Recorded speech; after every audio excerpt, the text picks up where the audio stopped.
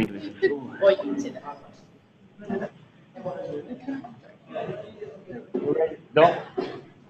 look so much then. Hey Michael, where are you? Hello. You guys ready? Yeah, we're ready. Michael, the magistrate presiding is met before. His name's Mr. Simon Malazzo. Michael, how are you? Hi, how you doing? Very well, thank you. And at the other end, we've got Findon and Mel Campbell's reception, Mr. Malazzo. Morning, Mel. And we're lucky to have him, guys, because he should have been made a judge by now. I am a judge. Well, have we got listed parties? Yes, but it doesn't tell me who's who. That's okay.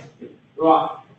We'll start with the Del Valley opening. Okay, we're ready whenever you tell us to be. Okay, so the opening the Del Valley prosecutor is Alondra. All right. Alondra, I'll hear your opening statement, thank you. Yes, I'm going to do opening statement. Go ahead. All right. Your Honor, this is a case. Please start.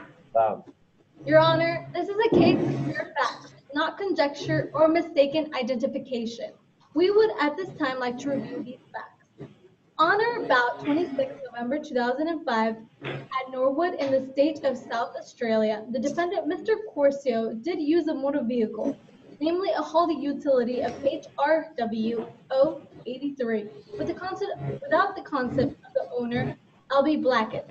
This use is a violation of Section 44A of the road traffic, as Mr. Crosio did. First, operate without the consent of the owner. Second, take control of a conveyance. Third, and did for the purpose drive such a conveyance and took it for the purpose of driving it. We would provide two witnesses. L.B. Blackett, who will testify that he parked inside his front gate on his driveway and then went into his house. About 30 minutes later, he heard a car being started. He ran down the drive and saw his utility vehicle backing across the path onto the road. The vehicle settled and the defendant was observed getting out of the utility and running away. We hear from the defendant or his lawyer that this was a case of mistaken identification, that their client is innocent and that they were being railroaded simply because they were in the location. We ask you to weigh those claims against these facts. Will be presented by our second witness, George Michaels. He will testify that, first, Crosio signed a confession. Second, under questioning about whereabouts earlier that evening, Crosio was in such a hurry that he admitted to the crime so he can go about their business. This is an independent reason to believe that they were highly motivated to take the car. They wanted to hear some music group play. Anyone who's willing to sign a statement of guilt to try to get out of something because they were in a hurry to get to a place is not an innocent person. They are a motivated person who would do absolutely anything to get to their destination. This leaves the following facts. First, Crosio was identified at the scene. Second, Crosio was to stop the vehicle with the purpose of taking the vehicle.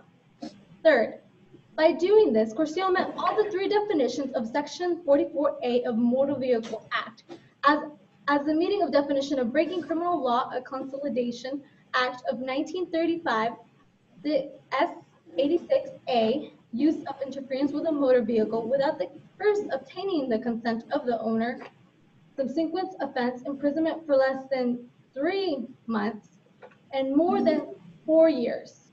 No more than 4 years. 4. Crosio signed a confession.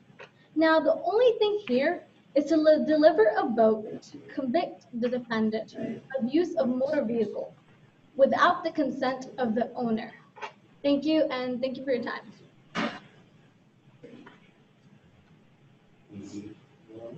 I'm not brilliantly, but thank you very much. Excellent.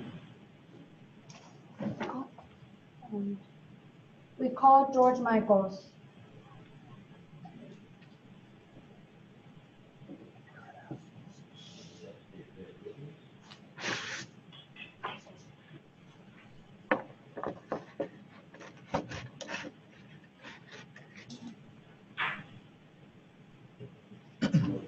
For the record, please state your name My name is George Michael. and your occupation, please. I am a probationary constable, police station at Norwood. What happened on November 26th? Around 8:15 p.m., I received a telephone call from one Mr. Albie Blackett of 37 Williams Parade, Norwood. What did he want? He wanted me to investigate the attempted theft of his motor vehicle. What do you mean attempted? Well, he heard his vehicle starting up and ran outside like any reasonable person would. He saw his vehicle moving and shouted at the person. The person got out of the vehicle. At the time, he could identify some of the clothes the person wore. They were wearing a yellow shirt and had brown hair. In a short conversation between the two, Probationary constable, could you please speak a little more into the microphone? It's difficult to hear you. sorry about that. That's a question. What do you mean That's attempted? fine. Just adjust the microphone. Can you hear me better now, Your Honor? That's much better, thank you. Right. He heard his vehicle starting up and he ran out of the house. He saw his vehicle moving and shouted at the person. The person got out of the vehicle. At the time, he could identify some of the clothes the person wore, wearing a yellow shirt and dark brown hair. Then in a short conversation between the two, Albie was able to recognize the voice as that of the defendant here in this courtroom today. When you left the station about half an hour later, what happened?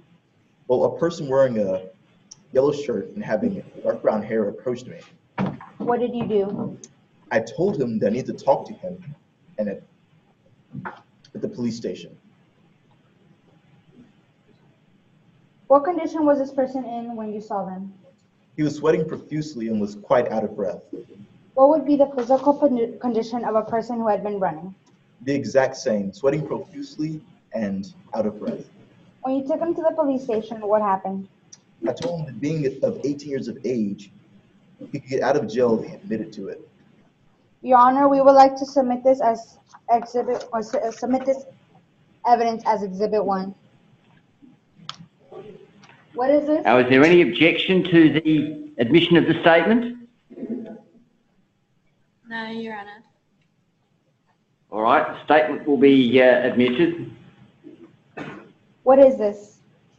This is a signed confession by Angelo Crosio. Your Honor, we would like to move this evidence into record. Could you please read this to us? Certainly. It reads as, my full name is Angelo Crosio. I live at home with my mother at 45 George Street, Norwood. I am 18 and unemployed. I admit I took Albie Blackett's utility tonight. It was a fair cop. Signed, Angelo Crosio. What did he do? Well, he said, hey, he would confess, and Miss Green said not to worry, because he could not get a ride to the party anyway. No further questions, Your Honor. We pass the witness. Thank you very much. Is there any cross-examination of the probationary constable? Yes, Your Honour. Please commence.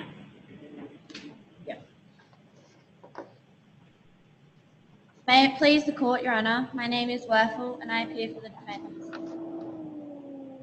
Probationary Constable Michaels, how long have you been a policeman? I've been a policeman for a sufficient amount of time, a few years or so. Do you know exactly? I'm sorry? Do you know exactly how long? Well, as a probationary officer, I've been not that long a time. You were told by Sergeant Cox to just stay at the police station and deal with the inquiries. Don't do anything off your own bat. Why did you go looking for the offender? I'm sorry, could you please repeat your question?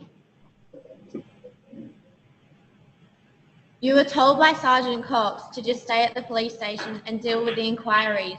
Don't do anything off your own bat. Why did you go looking for the offender? I didn't go look for the defendant, or for the defendant, excuse me.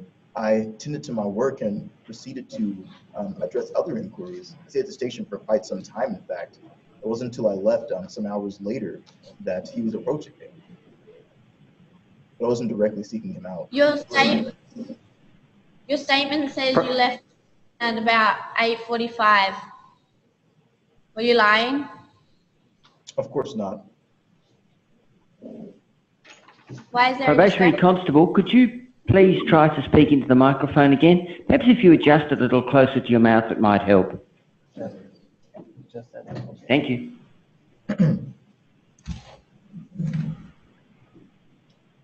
It's not. Does this mean that the police... Sorry. That's better, thank you. Does this mean the police station was unattended?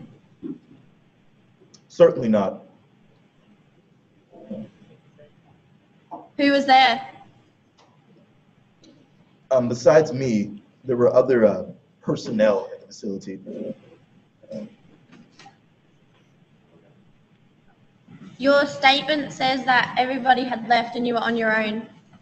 Objection, relevancy? He left the police station unattended, Your Honour. But Why is that relevant to the facts before the court, though? That he's not doing his job properly, Your Honour. I think I will permit this line of cross-examination for the time being because it may well go to any bias that the probationary constable may have had towards the accused. I'd just like to see where it goes, but I won't permit it to go too much further. The objection's overruled for the time being. When you spoke to Mr. Crosio in the street, did you tell him why he was going to the police station? No, I did not. Why not? Well, I could already tell from his demeanor, that being him sweating profusely and out of breath, that he already knew what he was being brought in for.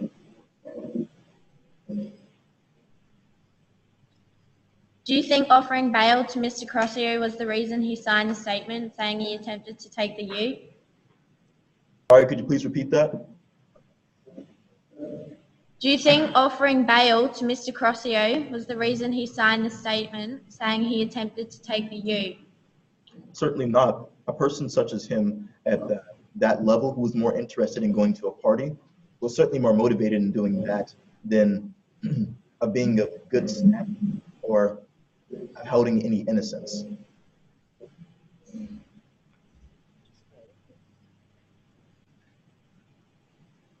The defendant told you, and I quote, "I told him that it was unfair and that I would write a statement to get bail.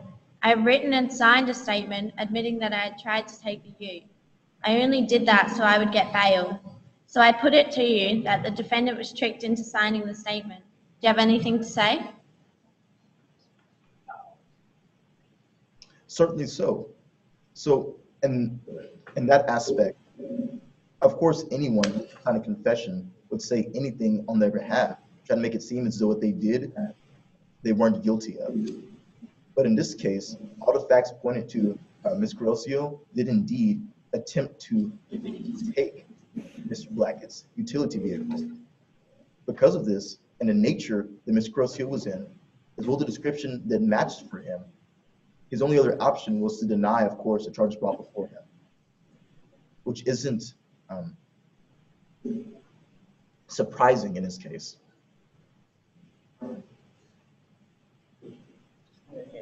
Certainly a person who will be lying. Other conflicting Sorry, I was just saying. Other conflicting information. Go right ahead, I'm sorry. Other conflicting information I have come across is the several inconsistencies in your statement compared to Ms. Blackett's. For instance, you stated that Ms. Blackett said that the offender was small. However, the defendant is 5'10", which you described in your statement as a person with medium height. Why is there a discrepancy? Well, certainly what could have appeared to Mr. Blackett as small could depend on his size compared to mine. What could be small to him is certainly what could be different all compared to me. If you cross-apply the fact as well, though, the other distinguishing factors such as the color of the hair of Mr. Crosio, as well as the color of his shirt and the voice as well, those were other identifiers that would be more applicable to the case than that of height.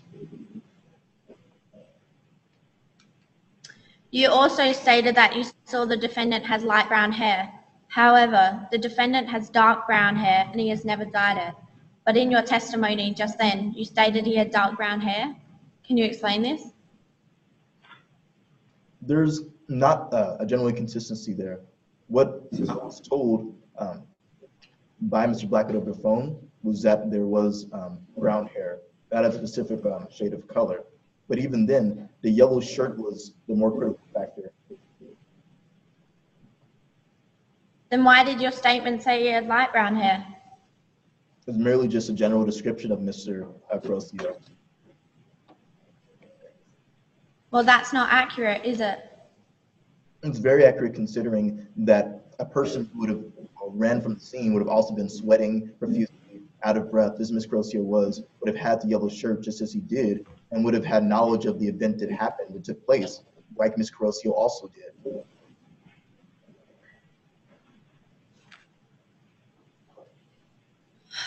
Another discrepancy is that you stated that you received a phone call from Ms. Blackett at 8:15. However, Ms. Blackett says she rang just after 7, as soon as she ran back inside from the driveway. Can you explain this? No, I cannot, other than maybe the times confused by calling, the distress that Ms. Blackett was in. We see that it's not hard to think that she may have he gotten a little messed up in the time when calling me. It was more concerned with trying to get to justice for the death of his vehicle. Can you please explain messed up? Well, you may not be familiar with this if you never had your vehicle attempted death from you, but when you have a strong bond with such a conveyance and someone tries to take it from you, especially someone who you've been grateful to, who's been unemployed, it causes a great rift in your heart. It causes a great rift in the bond that you two had, and certainly a person like that who was on such a uproar of emotion could have easily misjudged the time at which the call was given to our precinct, or station, excuse me. Could he have been intoxicated? Could he have been intoxicated? Yes. He drank at the pub. There's no proof. Don't ask me. I believe he drank before, sometime calling out much sooner before. But in my professional opinion, I don't believe it was drunk over the phone. Was Angelo Crosio informed of his rights before he was asked any questions?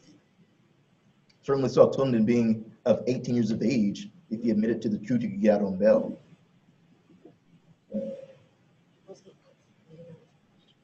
You didn't answer the question. Was he informed of his rights? Yes, he was. I told him of being 18 years of age, that if he confessed to the crime, he could get out on bail that night. Legal right to do so. Sorry, the rights are to remain silent and have a right to representation. That's for being charged. Did you inform? He at that time wasn't being charged.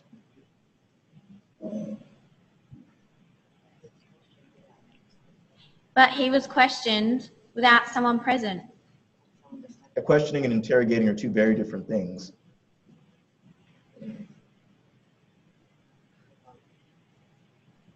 Mr. Crosio said he wasn't informed of his rights. What do you have to say to this? He also said that he was only signing a confession to get out. He also said that he didn't take the vehicle. We both know these two things are false. Again, I'm sure he would say anything. How do we know that? There's a totality of circumstance, the preponderance of evidence. That being the description given by Mr. Blackett didn't match him. The voice recognition that was given by Mr. Blackett to identify Ms. Crosio. The fact that he was sweating very profusely and was also out of breath, which would have matched him running back from the scene of the incident. And also the fact that he had severe with the vehicle.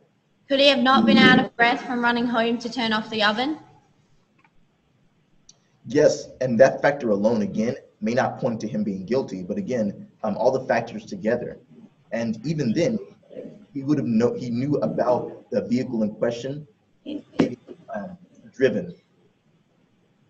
Sorry, did you just admit there was doubt about my client's guilt? Not in the slightest. I'm 100% certain that Mr. Crosio did indeed attempt to steal Mr. Blackett's vehicle. I'll put it to you that you did admit he was guilt. There was no guilt. Doubt. I would again defer to the fact that in his statement, which I am attesting my basis, that he admitted he took Mr. Blackett's utility vehicle on the night in question. Okay. Was a parent or someone on behalf in the room with Miss Green when you questioned her, as she is not yet 18 or a legal adult? No, a parent was not. However, she did not ask for a parent. They're both very motivated to get to a party. Having legal counsel was the last thing on her mind.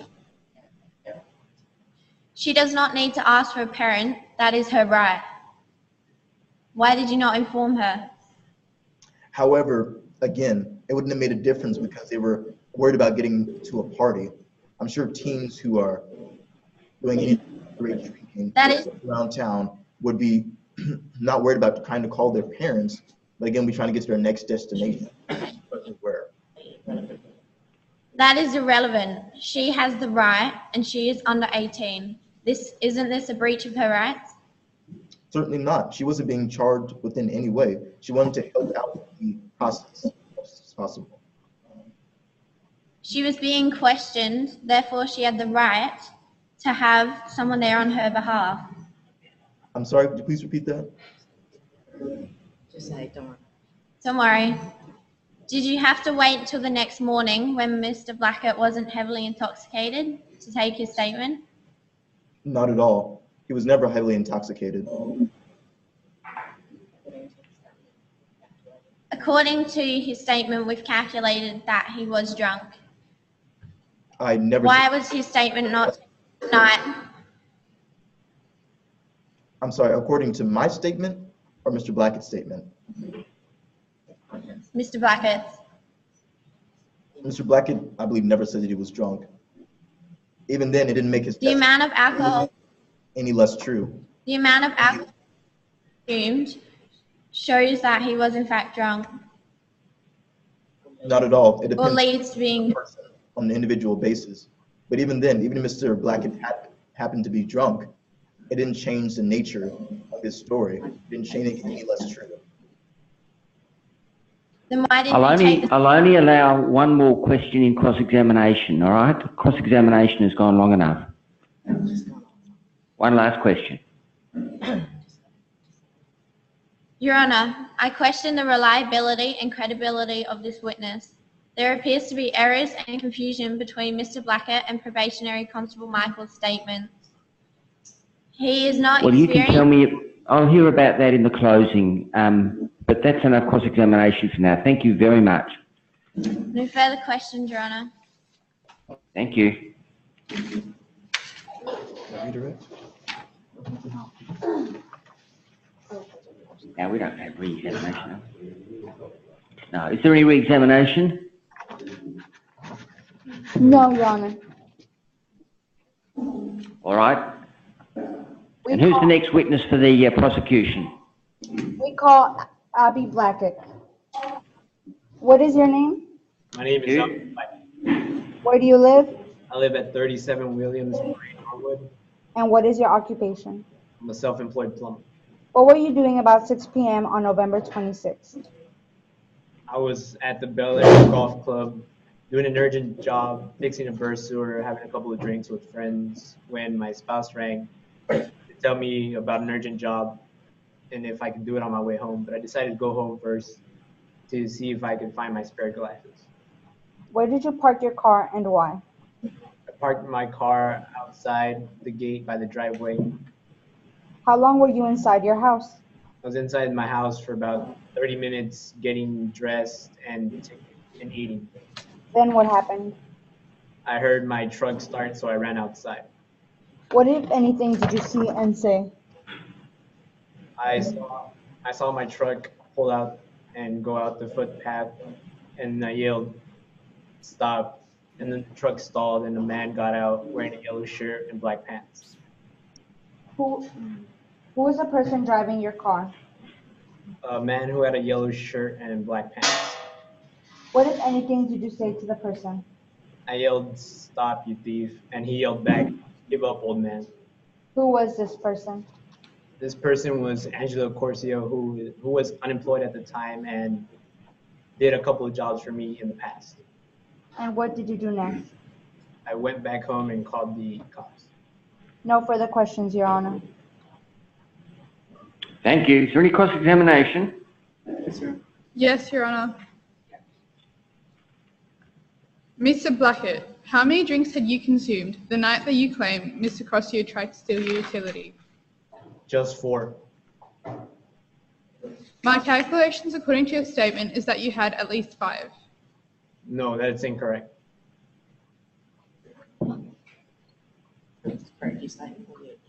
So what is correct, your statement or you? The statement I made about only having 4 beers.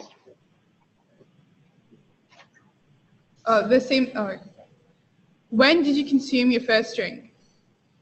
I consumed my first drink at the Bel Air Golf Club and then at home. Sorry, what time did you consume your first drink? Approximately 4. The defendant stated that you get half full at the golf club and are unable to make the ute up the drive. Do you usually come home in this sort of state? No.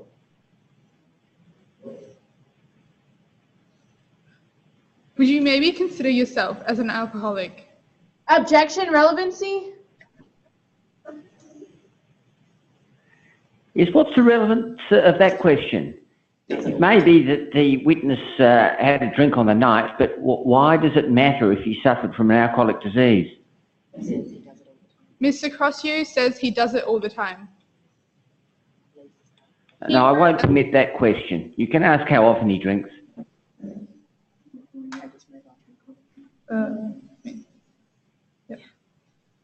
Where did you leave your car that night? I left my car outside the gate near the driveway. On the driveway. Probationary Constable Michael stated that you said the utility was parked in your drive, but Mr. Crosio claims the vehicle was parked across the footpath, where it frequently is. Where was it on this occasion? It was on the driveway. Mr. Crosio moved it over the footpath. And where did you leave your keys? In the truck.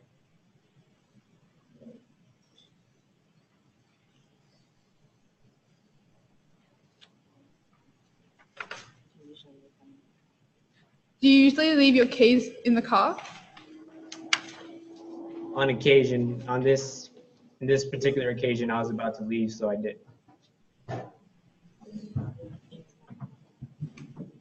You were inside for half an hour. You do understand this is seen as careless behavior, don't you, Mr. Blackett?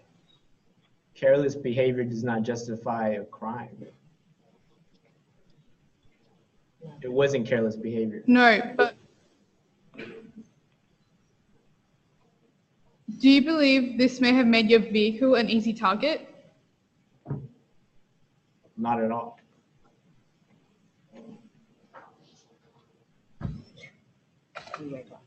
Do you wear glasses, Mr. Blackett? Excuse me? Do you wear glasses, Mr. Blackett? Yes. How would you describe your eyesight when not wearing them? My eyesight is rather good. I just use glasses for nearsighted. Given that you had broken your glasses, could you see more than 200 meters without them on, particularly in the dark? First, it wasn't dark. It wasn't as far as you stated, and my eyesight is rather well on further distance.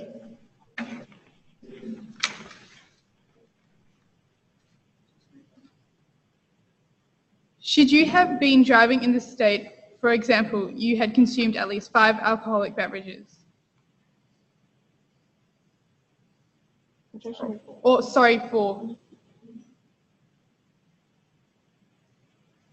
I didn't drink 4 beers while I was driving. But you were intoxicated before you were driving. You had consumed 4 beers in 3.5 hours. I was not intoxicated before driving.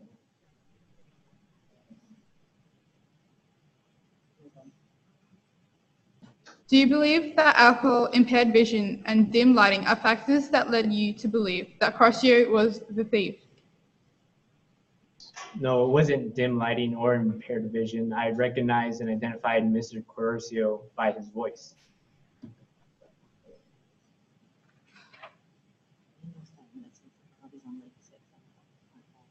In your statement, it says the drive is unlit except for the front gate.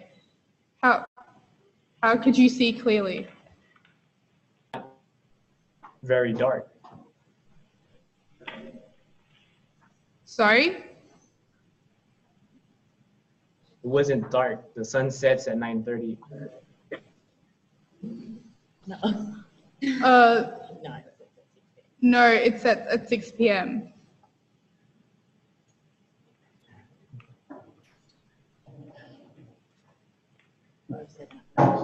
During summer, Well, the witness has given his evidence about the sunset, so you'll just have to accept the question, I think. Go on. Probationary Constable Michaels stated that she received the call at 8:15. Can you explain this discrepancy? I was just upset over the car. I hadn't made the call yet. Truck. Witnesses have Mr. Crosio at the pub at 7 p.m. until 8 p.m. How can Mr. Crosio be the offender? I ask this as there are so many contradictions between your statement and Probationary Constable Michaels. Object. That's not really a question. How can he be when there are witnesses? Perhaps you could rephrase what it is that you wanted to say in question form. Witnesses have Mr. Crosio at the pub at 7 p.m. until 8 p.m. How can Mr. Crosio be the offender? Well, my time may be slightly off because of my distress over the truck, whereas it fits right into the timeline of the probationary officer's statement. No further questions, Your Honor. All right, thank you. Is there any re-examination?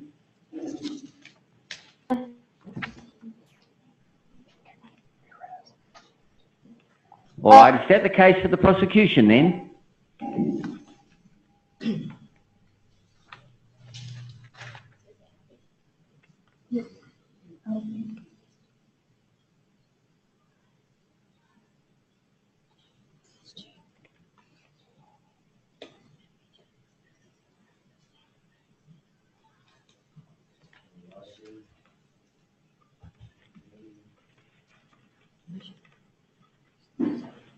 All right. So can we have an opening then for Findon, for the defence? Yes, Your Honour. The prosecution has the responsibility to prove guilt beyond reasonable doubt in relation to each of the elements of the offence, and my client is entitled to the benefit of any doubt. I direct Your Honour to the case of Wilmington v. GP 1935 at page 481, where Sankey LC remarks, throughout the web of the English criminal law, one golden thread is always to be seen. That is the duty of the prosecution to prove the prisoner's guilt. If the end of and on the whole of the case there is a reasonable doubt, the prisoner is entitled to acquittal. No matter what the charge or where the trial, the principle that the prosecution must prove guilt of the prisoner is part of the common law of England, and no attempt to whittle it down can be entertained. The prosecution must prove all of the elements of the offence. That is, the defendant took the vehicle without the owner's consent, the vehicle is a means of conveyance, and they took the vehicle and drove it for the purpose of driving. We will establish doubt about some of these elements and remind Your Honour that pursuant to the remarks of Hargrave J. and R. V. Phillips, 1868, at page 54, the accused is presumed innocent until he is proved to be guilty, and he is entitled to the benefit of every reasonable doubt that has been raised in the case. We will call 2 witnesses, Angelo Crosio, who will refute the prosecution's allegation that he had taken the youth, and Teresa Green, who will attest to the fact that she was with Angelo, who had to dash home to turn off the oven and feed the dog, returning approximately 30 minutes later. Thank you, Your Honour. Thank you very much. Please call your first witness.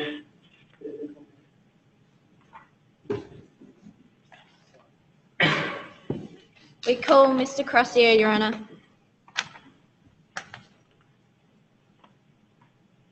Mr. Crosio, can you briefly explain your previous education history and your current employment? I left school at the end of 2013 and I've been unemployed since. However, I sometimes casually work for Abby Blackett. What did you do? Plumbing jobs. Can you tell me your recollection of the night? Teresa and I went to the pub to have a meal and have a few drinks. And we intended to see my favourite band, Do Re Mi. Then all of a sudden, I remembered my mum had asked me to turn off the oven and feed the dog. What did you do next? I left on my own to go home and turn off the oven. How many kilometres would you say your house was from the pub? It was only 1k each way. What happened next? On the way to my house, I ran past Albie's and noticed, as usual, the ute was parked across the footpath, and I tried to unsuccessfully move it back into the driveway, but it stalled. How did you do this? The keys were in the ignition, as usual. Did anyone notice you trying to move the car? No. Was this the first time you have moved the car? I've done it a few times before when Albie was too drunk to move it up into the driveway and just leaves the keys in the car. What happened after that? I just left the keys in the car and continued home. I was just trying to do the right thing for Albie. Did anything happen next?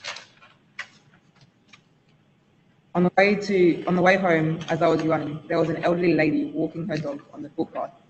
As I moved to the side to let her through, I got my top caught on a branch and it ripped. Then when I got home, I had to change my top. What colour top did you put on? Yellow. Did you change anything else? No. Did you manage to turn off the oven? Yes. What then? I had to run faster on the way back to the pub because I took so long, and I was extremely hot and sweaty when I arrived back at the pub at 8:30 p.m. What happened when you got back to the pub? I then discovered that Phil had lied to me because my favourite band was not playing, and because Teresa didn't want to go to the pub in the first place, we decided to go for a walk. When did you see probationary constable Michaels? As I was walking past the police station, probationary constable Michaels asked me to answer a few questions, so I did. What then? He then accused me of taking Albie's ute, and I denied it because it wasn't true. He tricked me into signing the statement so I could get on bail, as there is no way I wanted to spend the night in jail for something I didn't do. Why would I steal his car after everything he has done for me? Did probationary constable Michaels read you your rights? No. No further questions, Your Honour. All right, is there any cross-examination of Mr. Crosio? Yes, Your Honour. Thank you. Please proceed. So, Mr. Crosio, on November 26th of 2014, you went to the pub, right? Yes. And you were with Terry Green, right? Teresa Green, yes. And is she 18 years old? No. And you drank some beers at the pub, correct? Yeah. So, in the course of being there for a while, you learned that one of your favorite bands, Do Re Mi, was playing later, right? Yes. And then you learned that wasn't the truth, correct? Correct. But you also heard that Ken was having a party, correct? Yes. And around 8, you left the pub? Around then, yeah. And you went right past the Blackett home, correct? Yep. And while going past that house, you saw his ute, correct? Yes. It was parked in his driveway, wasn't it?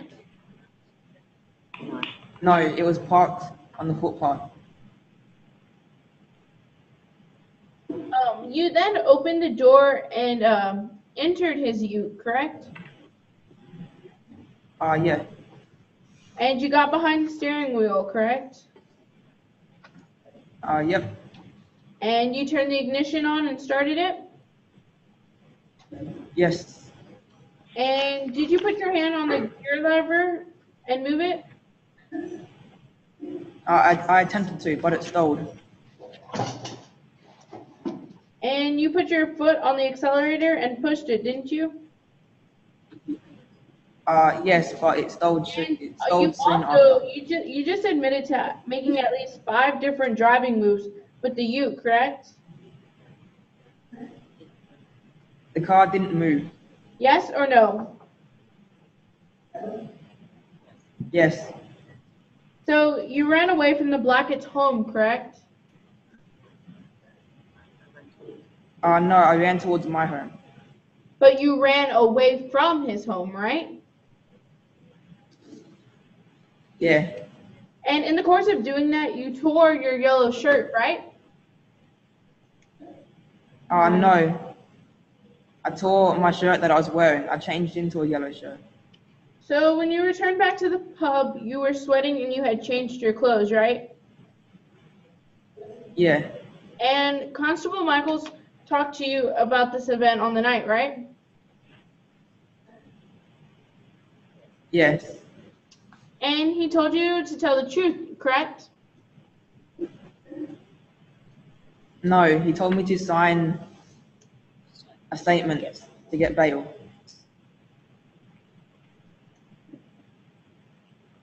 But didn't he tell you to tell the truth? No.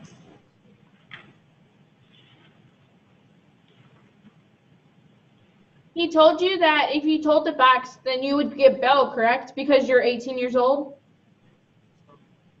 No, he said if I signed the statement, I'd get bail. But wouldn't signing the statement be telling the facts? His facts, not mine.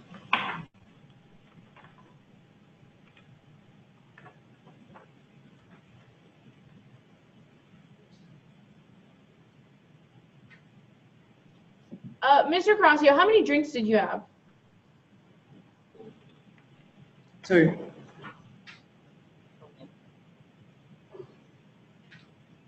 And how many drinks did your girlfriend have? It's not my girlfriend. Then how many drinks did Miss Green have? She had 3 Cokes.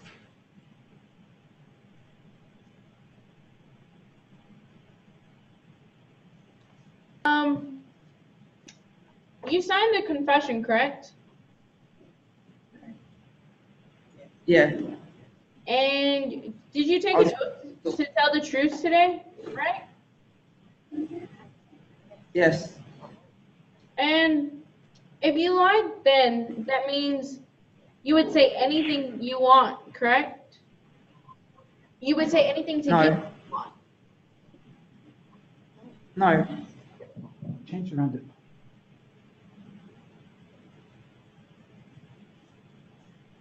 So, since you claim that your confession was incorrect, are you lying? Were you lying then when you signed it, or are you lying now in this court? I only signed it to not spend the night in jail.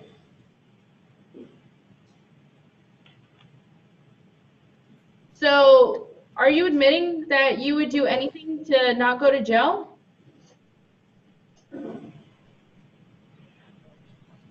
I was doing what Constable Michaels told me. Well, yes or no, please. You just admitted that you would do anything to get out of jail.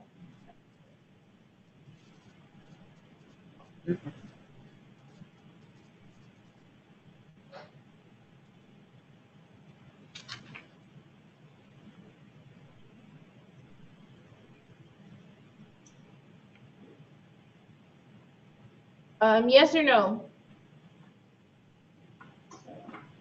No.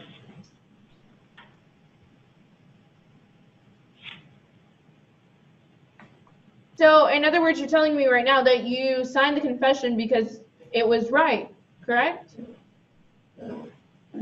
No, I signed the confession because Constable Michaels told me to.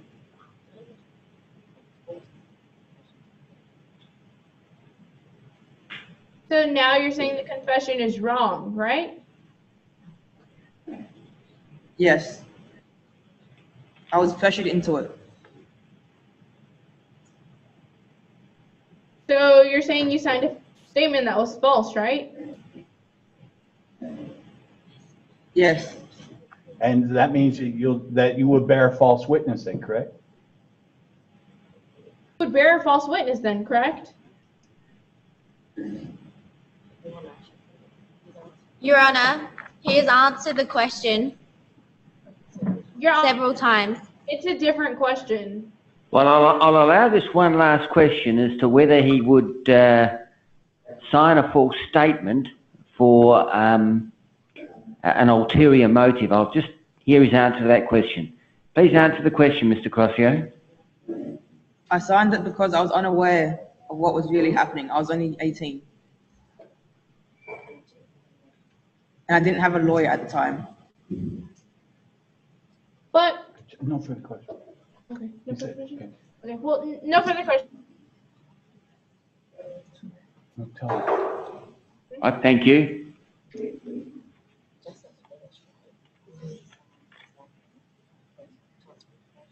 Stephanie, did you say there were no further questions?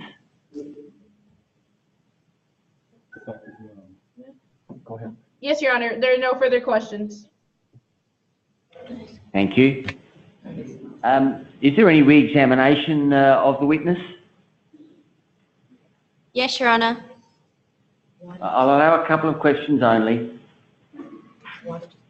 Why did you sign the statement? I only signed the statement because Constable Michaels told me to.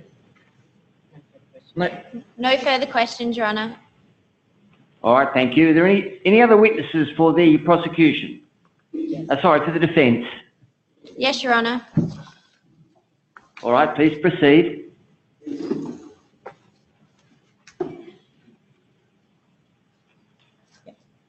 Could you please state your name for the record?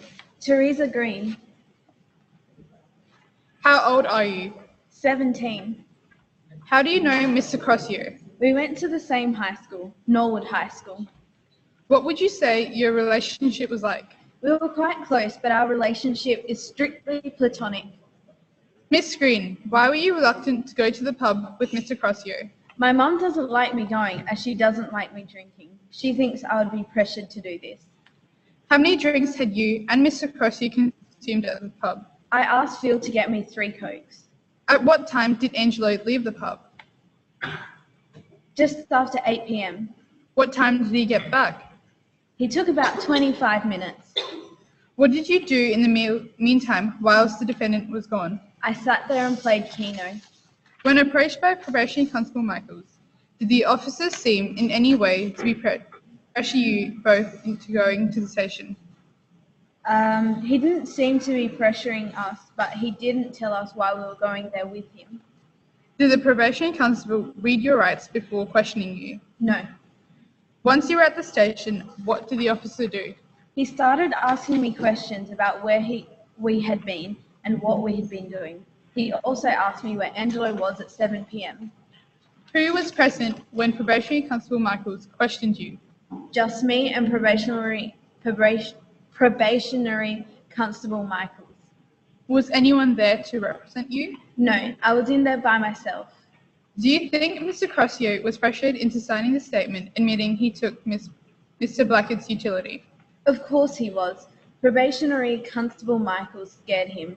He said if he didn't sign it and didn't admit to taking the ute, then he would spend the night in jail. Angelo said it was wrong and not fair, but didn't want to spend the night in a cell as he had done nothing wrong. No further questions, Your Honour. All right, is there any cross-examination? Yes, Your Honor. Okay, so Ms. Please proceed. You were at the pub with Mr. Crosio on November 26, 2014, correct? Yes.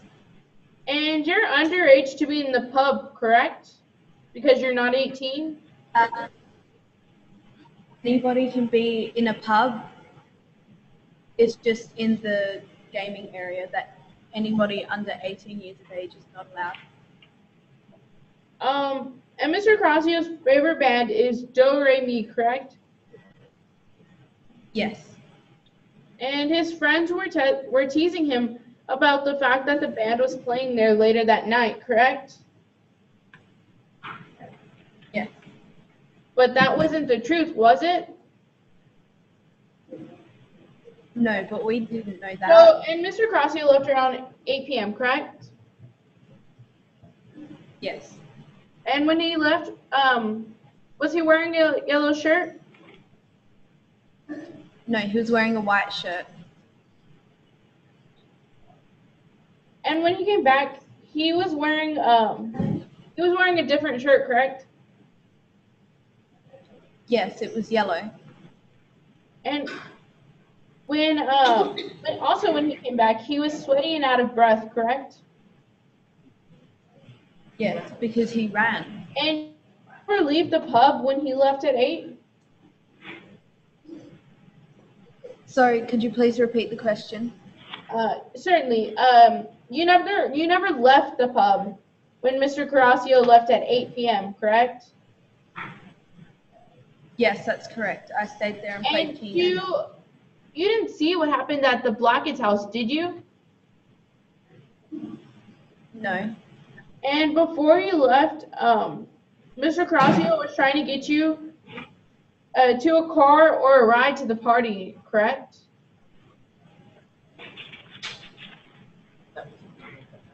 That wasn't until he got back.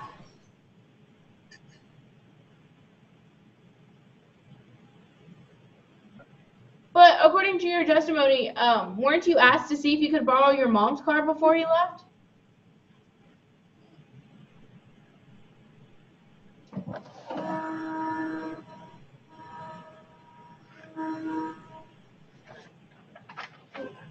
I don't remember when it was.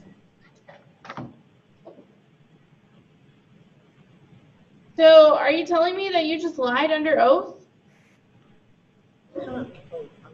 I didn't lie, I just can't recall it. But it's in your statement. So did you lie in your statement? Is that what you're telling me? I gave the statement several months ago. But shouldn't you know what happened, being that you were there?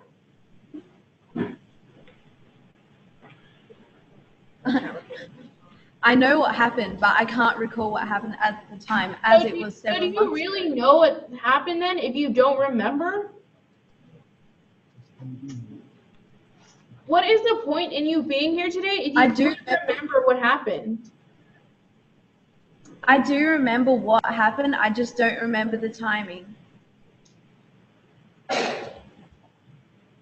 So if you're mistaking about the timing, then that means you could be mistaking about anything else, correct? Wasn't Abby mistaken? So are you telling me that you are mistaking about other things? No.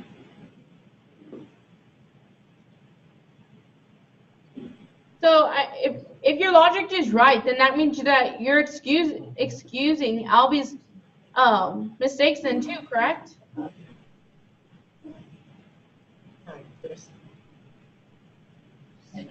No.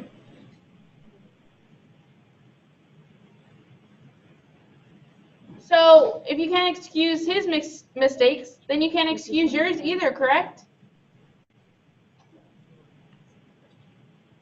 Your Honor, it's the same question again. Your I'll Honor. allow the question to be asked in two different. Wait a minute. I'll allow the question to be asked in two different ways, but I won't allow the topic to be pursued much further. I allow the question. Can you please repeat the question? Certainly. So if you can't excuse Mr. Blackett's mistakes, then why should we excuse yours? Because I'm not lying, I just don't know the time, but I know exactly what happened. Then that means other people who can't remember, that doesn't mean that they're lying too then, correct? But if it happened to them, then you would remember. Yes or no?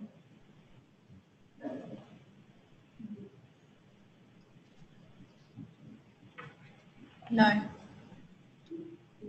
No further questions, Your Honor. All right, thank you. Is there any re-examination? Yes, no, Your Honor. No, Your Honor. All right. I'll hear closing addresses then. Your Honor, I remind you the prosecution has the burden of proof in this matter, and the standard of such proof is beyond. Sorry, Your Honour, is that the prosecution closing? Yes, I'm just going to have a look and see what the mock trial rules are. Normally, prosecution would close first. Have a look. Yes. Sorry, Your Honour. It's all right. Yes, no, the prosecution closes first. You listened to the testimony, you saw the exhibit, and you should be able to make up your mind strictly on the facts in this case. The facts are very simple. On November 26th, the defendant, Mr. Crosio, did start, operate, and move forward Mr. Abby Blackett's ute from the road to the inside of his driveway. Cross applied to the defendant's own words as he admitted to opening the door, getting behind the wheel, putting his hand on the wheel, turning the car, turning the gear lever, and putting his foot on the accelerator. This is more than 5 different elements of driving. Crosio did, without the consent of the owner of the conveyance, take and drive the conveyance for the purpose of driving it and should be punished. Even though he didn't have permission to do this, it qualify as breaking the law, Section 44A of the Road Traffic Act. Because of all of the elements of the offense took place and were proved in court today, we ask for a guilty verdict. You have to apply the evidence here and cross-examination statements of the defendant that he did indeed break the law. Your Honor, look at Crosio's own testimony. He said the car stalled and Blackett came out in his drunken state. Cross-apply the fact that Crosio had been drinking too. Cross-apply the fact that if the story about the car were true, there was no need for him to run away when Blackett came out. The fact that he runs only after Blackett came out and was in such a hurry that he ripped off his shirt speaks as an independent reason to believe his confession later at the police station. Does an innocent man run when helping a person? Of course not. There's only one person in the room today to have a motive, opportunity, and was at the right time and place. That is Angelo Crosio. Crosio had the motive to take Blackett's car. He wanted to go to the party. He had the opportunity to take the car and was seen at the scene doing such. Then later that evening even signed a confession saying he did the same. The defense tried to say that the confession was somehow forced out of Crosio. Now look at the facts. Constable told him that he was 18 years old and if he told the truth, he could get bail. Crosio wanted to get bail so badly that he signed the paper. This is what the defense would have you believe. We on the Crown side believe differently. It doesn't make a difference who's telling the truth. We are here to vote on what we can prove in this courtroom. If Crosio lied then to get out of trouble, then cross-apply that he is lying now to get out of trouble as well. The confession was signed so Crosio could get out of trouble. Now he changes his mind and said it's not true to get out of trouble. Do you see any parallels here? He will do anything or everything to get out of trouble. Cross-apply, he lied then to get out of trouble. Why wouldn't he be lying now to do the exact same? The truth is out there. It is what we can prove today. The Crown produced any witness who saw Crosio in his youth. He recognized his voice and saw his yellow shirt. Crosio, after entering and driving Blackett's car, got out and ran away and tore his shirt. These are facts. The confession is a fact. The only physical evidence in this case is the confession. We simply ask you to follow these facts. Look at what happened and look at the evidence. They all point to the guilty verdict of the defendant on the count of illegal use of a motor vehicle. Thank you, and we ask you respectively to vote guilty because he was at the scene, had a motive, an opportunity, and admitted to breaking the law. Teresa's testimony also showed certain flaws in being unable to point out certain events that happened throughout the day. Thank you, Your Honor. Thank you very much. I hear the closing for the defence. Your Honour, I remind you the prosecution has the burden of proof in this matter, and the standard of such proof is beyond all reasonable doubt. Both have not been satisfied in relation to the alleged illegal use of the vehicle and driving of the vehicle. Given established doubts about whether the vehicle was actually driven, it cannot be established that it was illegally used. In the closing, the prosecution stated he moved the car, but the car stalled and was not moved. It was not disputed that my client was employed by Mr. Blackett and that they had anything but a positive and trusting working relationship.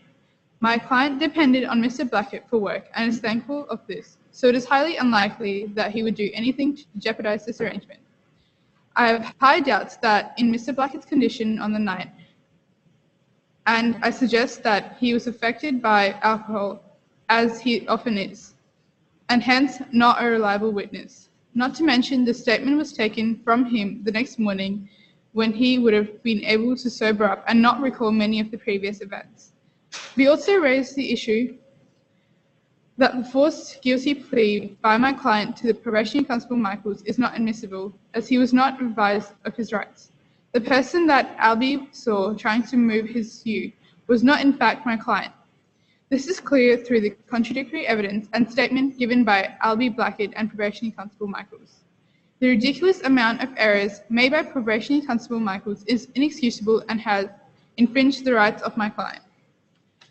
Being found guilty of this crime, even though the evidence against him does not meet the burden of proof, would mean the defendant would not be able to drive for 12 months, which would most likely result in losing the work he does with Mr. Blackett on occasions. This would also certainly hinder his chance of securing full-time employment in that career in the future. One cannot be relying on public transport, which is not as frequent before 6 a.m., having to go to various clients' homes, as it is not possible to carry all heavy equipment needed. The vehicle was not moved and therefore not driven. Under Section 44A of the Road Traffic Act, it states, "Some movement of the vehicle is essential to establish the offence. Hence, the prosecution have not proved guilt beyond reasonable doubt, so my client should be found not guilty." Thank you, Your Honour. Thank you very much.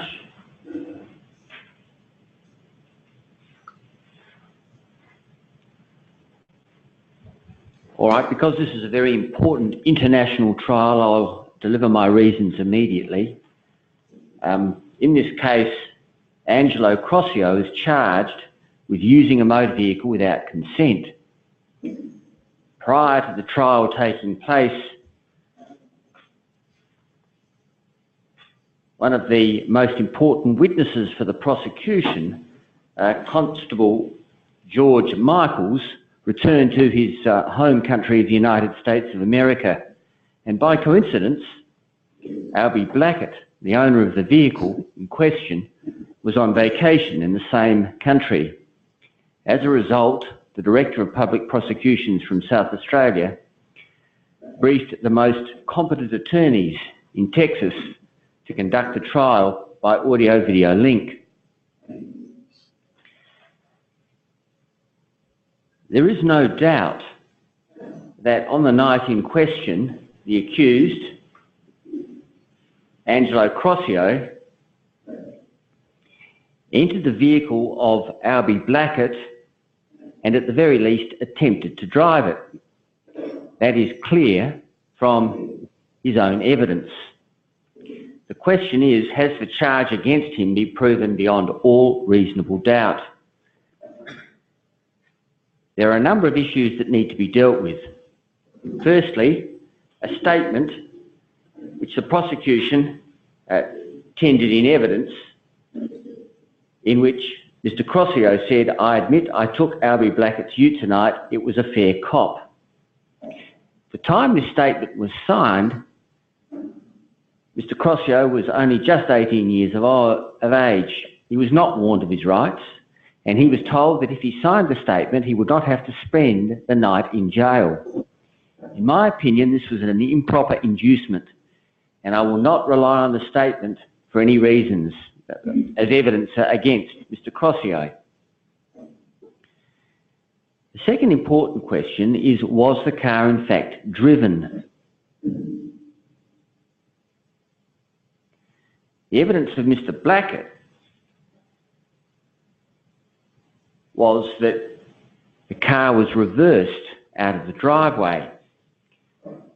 However, in his evidence, Mr. Crosio said that when he attempted to drive the car, it stalled.